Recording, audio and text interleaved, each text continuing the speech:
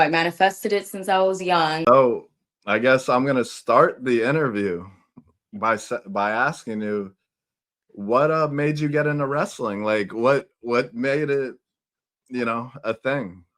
So my dad was a professional boxer. He retired when I was 2 months old. I never got to see him box or anything like that. So early on, he like put us into sports. So it's crazy because my dad was the one that set us up to do like MMA and self defense because we're a house full of girls. But I actually started watching wrestling at 9 years old with my mom.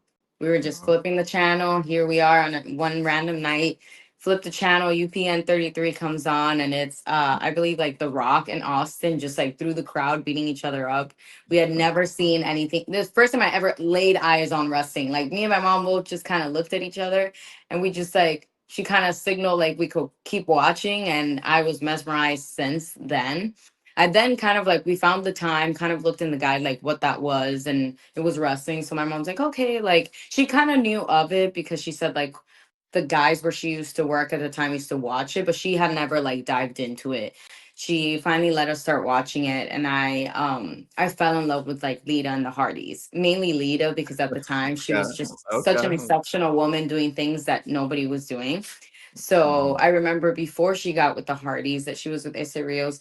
Um, she wore like that red one piece and I Mhm. fell in love with it, and my mom made it for me as like a Halloween costume. Obviously it wasn't like the latex, but she was like, you're too young for that fabric, but like she made me a one little one piece I'd walk around, and she said I told her at 9 years old that I was going to be a wrestler. So I manifested it since I was young.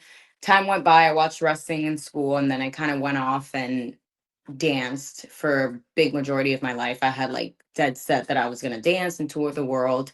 And then life just kind of hit like a plateau kind of with dance. And I was like, I just need something new in my life. And the WWE was doing tough enough tryouts. But after that, I kind of just was like putting thought to it, and I was like, is this really a thing? Like I never felt so close to being able to like reach something like that until that very moment.